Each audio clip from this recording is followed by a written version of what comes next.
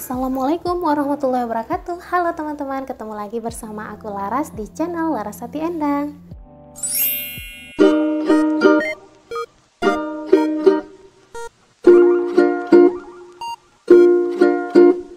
Nah, di video kali ini aku mau nge-share ya atau ngebahas tentang soal-soal dan pertanyaan-pertanyaan yang akan diuji di uji kompetensi guru atau UKG. Jadi buatnya teman-teman yang mungkin lagi mempersiapkan diri tahun ini untuk menghadapi UKG, jangan lupa ya tonton video ini dari awal sampai dengan habis. Let's go. Ayo kita bahas sama-sama. Oke teman-teman, ini langsung aja ya kita coba baca dan juga menjawab pertanyaan nomor 1.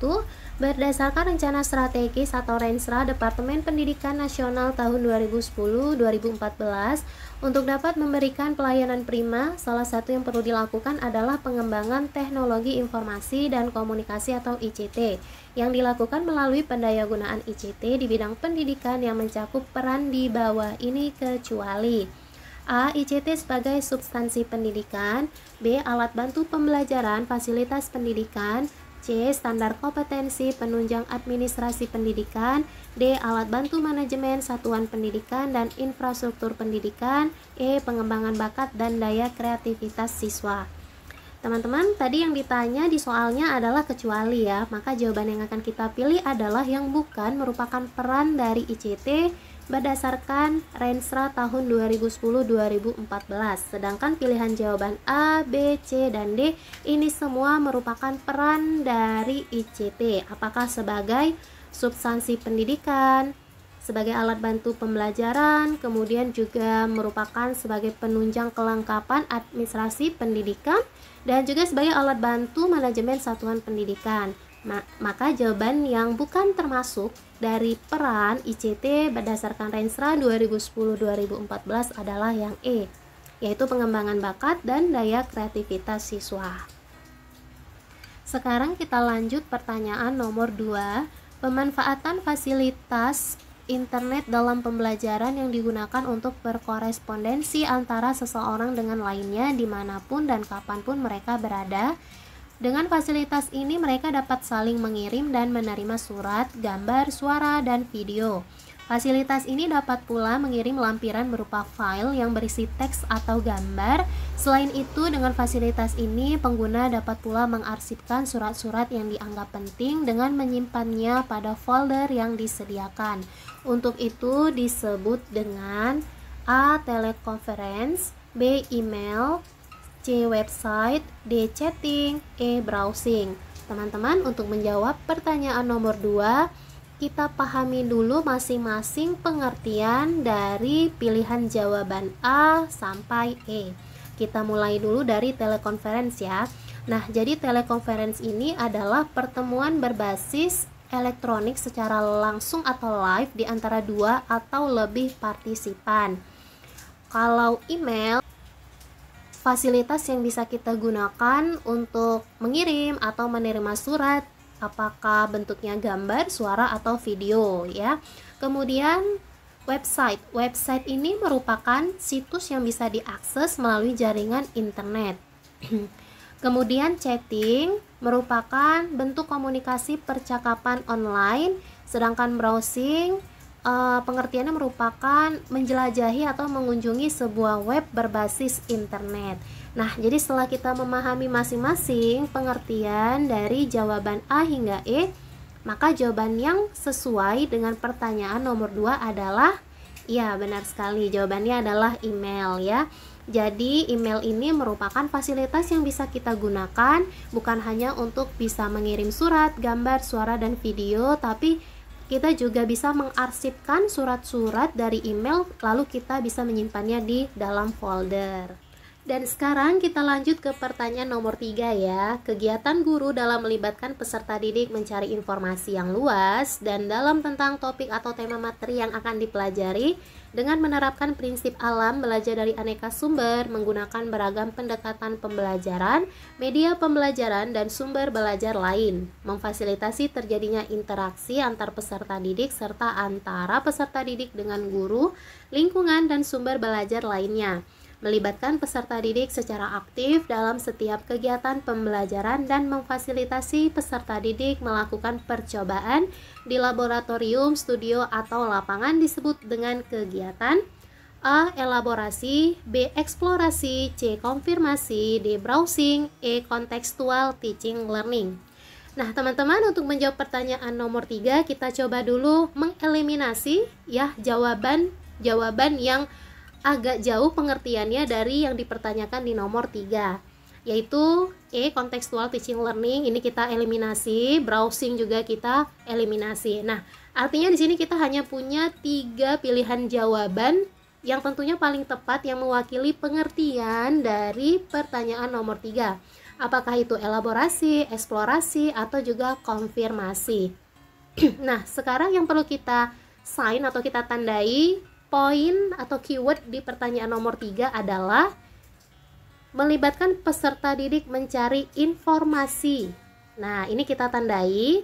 Lalu di sini juga yang kita tandai, guru melibatkan peserta didik secara aktif dalam setiap kegiatan pembelajaran dengan melakukan percobaan di lab, studio, atau juga lapangan. Sekarang coba kita cari tahu apa sih pengertian dari elaborasi. Nah, elaborasi ini kegiatan membaca atau menuliskan hasil eksplorasi. Sedangkan eksplorasi pengertiannya merupakan kegiatan mencari dan mengelola informasi. Sedangkan konfirmasi ini biasanya diberikan terhadap hasil dari eksplorasi atau elaborasi.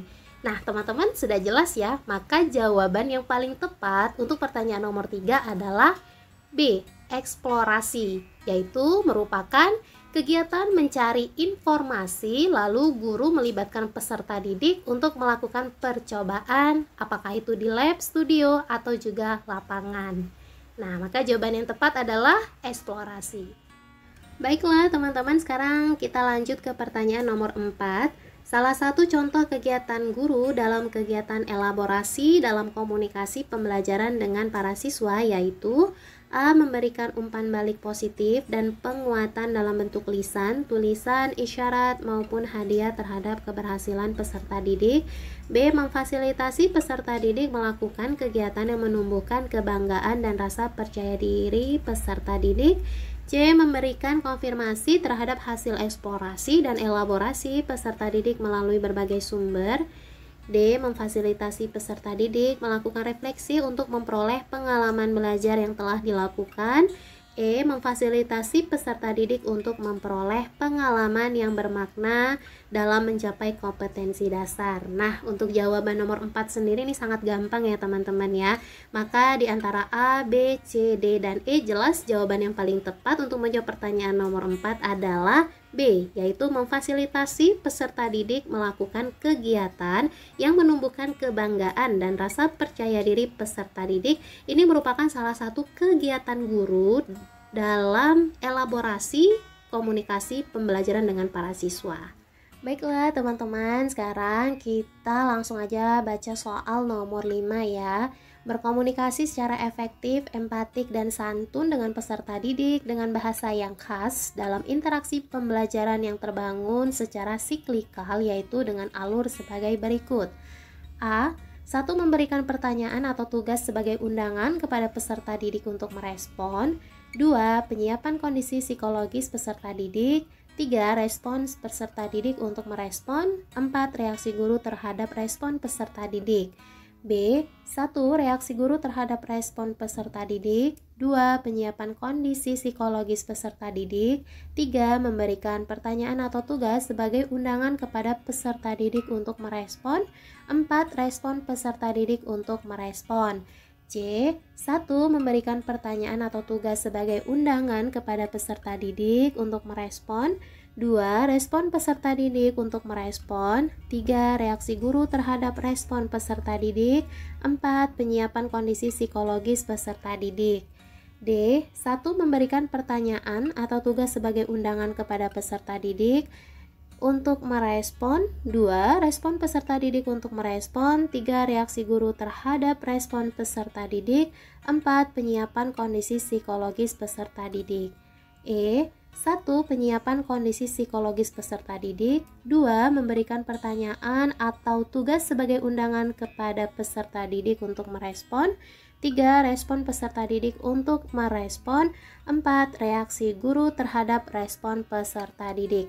Setelah kita membaca pilihan jawaban A, B, C, D, dan E, teman-teman pasti udah langsung menalar ya bahwasanya semua jawaban yang ada di poin A, B, C, D, dan E ini semua sama. Hanya saja masih acak ya. Jadi untuk menjawabnya kita harus menentukan alur yang sesuai ya berdasarkan komunikasi secara efektif terhadap peserta didik. Maka jawaban yang benar di antara poin A, B, C, D, dan E adalah E. Ya, teman-teman ya. Jadi alur yang benar ketika kita berkomunikasi secara efektif, empatik, dan santun dengan peserta didik dalam berinteraksi menyampaikan pembelajaran di kelas, maka yang pertama itu urutannya adalah penyiapan kondisi psikologis peserta didik. Kemudian dilanjutkan dengan memberi pertanyaan sebagai undangan kepada peserta didik untuk merespon. Kemudian yang ketiga adalah respon peserta didik untuk merespon. Dan yang keempat adalah reaksi guru terhadap respon peserta didik. Nah, jadi alur yang benar untuk berkomunikasi terhadap siswa saat proses pembelajaran ada di poin E. Next teman-teman, sekarang kita lanjut ke soal nomor 6. Dalam kaitannya dengan upaya untuk memotivasi belajar siswa dan agar proses pembelajaran berlangsung efektif, maka guru perlu mengacu pada A. Metode pembelajaran, B. Pendekatan pembelajaran, C. Strategi pembelajaran, D. Gaya pembelajaran, E. Kemampuan belajar. Untuk menjawab pertanyaan nomor 6, kita coba dulu mengeliminasi jawaban yang jauh dari pertanyaan nomor 6 ya teman-teman ya. Yang harus kita eliminasi dulu adalah E. Kemampuan belajar, ini kita eliminasi dulu. Lalu gaya pembelajaran ya, yang pilihan jawaban D juga kita eliminasi. Artinya di sini kita punya 3 pilihan jawaban yang kemungkinan menjadi jawaban dari pertanyaan nomor 6 ya. Sekarang kita pahami dulu masing-masing dari pengertian metode pembelajaran, pendekatan, atau juga strateginya. Oke, kita mulai dari metode pembelajaran. Jadi metode pembelajaran ini merupakan proses penyampaian materi pembelajaran oleh guru kepada siswa atau peserta didik. Kemudian pendekatan pembelajaran yaitu merupakan sudut pandang terhadap suatu proses pembelajaran yang sifatnya masih sangat umum.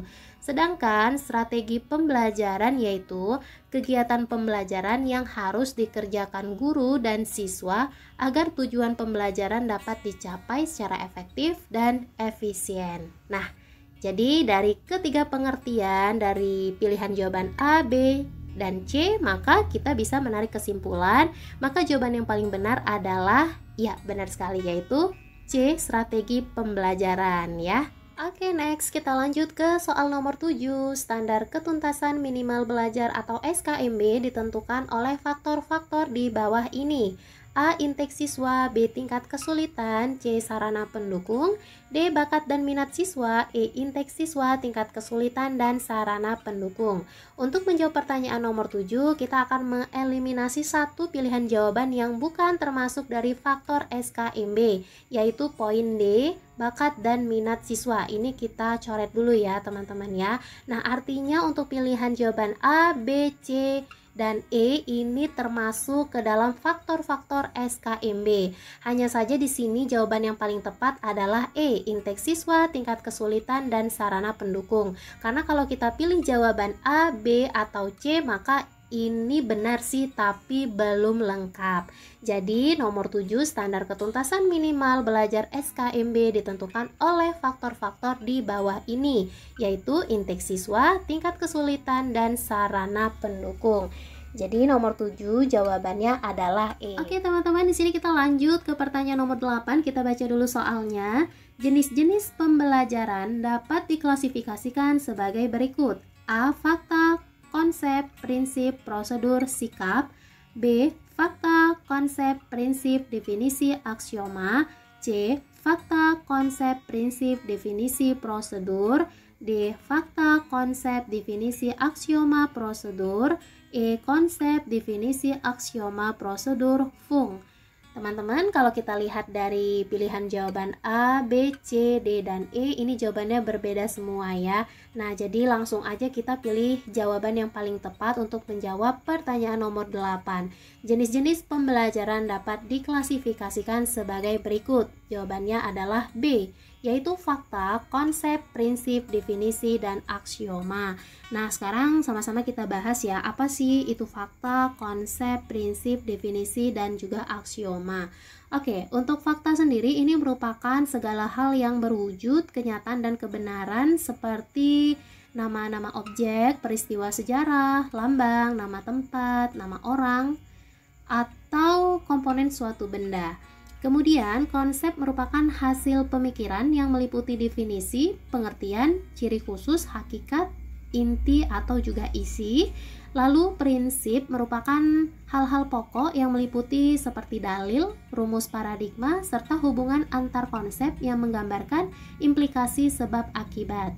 Definisi ini merupakan biasanya berisi pemahaman berupa penjelasan terhadap sesuatu, dan aksioma adalah suatu pernyataan yang bisa diterima sebagai kebenaran dan biasanya bersifat umum, tetapi aksioma ini tanpa memerlukan adanya pembuktian. Oke teman-teman, nah itu tadi pengertian dari masing-masing penjelasan apakah itu fakta, konsep, prinsip, definisi, dan aksioma. Yang kelima ini merupakan pengklasifikasian terhadap jenis-jenis pembelajaran. Oke teman-teman, sekarang kita lanjut ke nomor 9. Untuk memudahkan penetapan materi pembelajaran dapat mengacu pada rumusan A. Kompetensi dasar, B. Standar kompetensi, C. Indikator, D. Metode pembelajaran, E. Sumber belajar. Nah teman-teman, untuk bisa menjawab nomor 9, kita harus tahu dulu perbedaan dari masing-masing pengertian pilihan jawaban ini. Yang pastinya kelima pilihan jawaban ini adalah hal-hal yang tidak asing lagi buat teman-teman guru ya, karena kelima ini merupakan komponen-komponen yang biasanya kita lihat atau kita jumpai di RPP. Oke, langsung aja kita bahas apa sih itu kompetensi dasar. Kompetensi dasar adalah kemampuan yang harus dikuasai peserta didik dalam mata pelajaran tertentu sebagai rujukan penyusun indikator kompetensi. Lalu standar kompetensi merupakan tujuan pembelajaran secara umum. Indikator merupakan tolak ukur dari suatu pencapaian pembelajaran. Metode pembelajaran merupakan proses penyampaian materi pembelajaran oleh guru kepada peserta didik yang dilakukan secara sistematis, dan sumber belajar berupa alat atau bahan yang dapat digunakan oleh siswa saat belajar. Nah, setelah kita mengetahui masing-masing pengertian dari pilihan jawaban A, B, C, D, dan E, maka pilihan jawaban yang benar adalah iya, benar sekali. Yang benar adalah kompetensi dasar. Untuk memudahkan penetapan materi pembelajaran dapat mengacu pada rumusan A. Kompetensi dasar ya. Jadi KD ini atau kompetensi dasar itu biasanya hal yang harus kita tentukan pertama kali di saat kita menyusun RPP ya. Karena kita harus melihat dulu kemampuan siswa atau kemampuan peserta didik kita sehingga nanti kita bisa langsung menentukan SK-nya ya. Kemudian tujuan pembelajarannya, kemudian kita bisa menentukan indikatornya, dan kita juga bisa menggunakan metode pembelajaran yang sesuai dengan kemampuan siswa-siswi kita di kelas. Kita langsung aja masuk ke pertanyaan terakhir, yaitu nomor 10. Di bawah ini merupakan pengidentifikasian materi pembelajaran yang menunjang pencapaian kompetensi dasar. 1. Potensi peserta didik, karakteristik mata pelajaran, relevansi dan karakteristik daerah. 2. Tingkat perkembangan fisik, intelektual, emosional, sosial, dan spiritual peserta didik. 3. Kebermanfaatan bagi peserta didik, struktur keilmuan, aktualitas, kedalaman, dan keluasan materi pembelajaran. 4. Kemampuan guru dan ketersediaan referensi. 5. Relevansi dengan kebutuhan peserta didik, tuntutan lingkungan, dan alokasi waktu. 6. Dana yang tersedia. Dalam mengidentifikasi materi pembelajaran yang diampu, guru harus memperhatikan antara lain nomor A1234, B2356, C1235, D1245, E3456. Oke, let's go, kita coba jawab pertanyaan nomor 10 ini ya teman-teman ya. Tapi kita coba dulu mengeliminasi dari hal-hal yang bukan merupakan perhatian guru dalam mengidentifikasi materi pembelajaran yang masih ada di pernyataan dalam soal ini. Oke, yang pertama kita eliminasi adalah nomor 1, potensi peserta didik, karakteristik mata pelajaran, relevansi dengan karakteristik daerah. Lalu yang nomor 4 juga ini kita eliminasi, yaitu kemampuan guru dan ketersediaan referensi. Nah, artinya di sini kita hanya punya 4 pilihan jawaban yang paling tepat ya untuk menjawab nomor 10 ini. Oke, jadi nomor 1 dan 4 ini udah kita eliminasi karena ini bukan jawaban yang tepat atau bukan merupakan perhatian guru dalam mengidentifikasi materi pembelajaran yang diampu seperti yang ditanyakan oleh nomor 10 ini ya. Oke, jadi cara jawabnya kita langsung aja kita lihat di pilihan jawaban A, B, C, D, E. Kalau di pilihan jawabannya ada nomor 1 atau 4, maka itu juga langsung kita hilangkan atau eliminasi untuk menemukan jawaban yang paling tepat ya. Oke, yang A di sini ada poin 1. Oke, berarti ini kita hilangkan, bukan ini jawabannya. Kemudian yang B 1 dan 4 ini tidak ada ya. Oke, berarti di sini kita udah ketemu sih jawaban yang benar ya. Jawaban yang benarnya adalah B. Oke, coba kita lihat dulu yang C. Di sini ada yang pernyataan nomor 1, berarti ini juga bukan jawabannya. Kemudian yang di D juga ini ada nomor 1 dan juga 4. So, ini juga bukan jawabannya. Dan yang E juga di sini ada nomor 4, maka ini juga bukan jawabannya. Nah, maka jawaban yang benar adalah yang B. Dalam mengidentifikasi materi pembelajaran yang diampu, guru harus memperhatikan antara lain nomor 2, 3, 5, 6. Apa saja itu? Yaitu tingkat perkembangan fisik, intelektual, emosional, sosial, dan spiritual peserta didik. Lalu juga memperhatikan kebermanfaatan bagi peserta didik, struktur keilmuan, aktualitas, kedalaman, dan keluasan materi pembelajaran. Lalu juga guru harus memperhatikan relevansi dengan kebutuhan peserta didik, tuntutan lingkungan, dan alokasi waktu. Dan tentunya dengan memperhatikan dana yang tersedia. Nah, jadi 2, 3, 5, 6 ini adalah yang harus diperhatikan guru dalam mengidentifikasi materi pembelajaran yang diampu. Nah, teman-teman, itu tadi pembahasan-pembahasan atau soal-soal yang sudah aku share di video ini. Dan aku harap video ini bermanfaat buat kalian semua. Jadi buatnya teman-teman guru, jangan lupa ya tinggalkan komentarnya yang membangun tentunya. Dan kalian juga boleh kasih saran di kolom komentar. Dan jika video ini bermanfaat, boleh juga di-share ke siapa aja. Terima kasih yang udah subscribe dan tonton video ini. Assalamualaikum.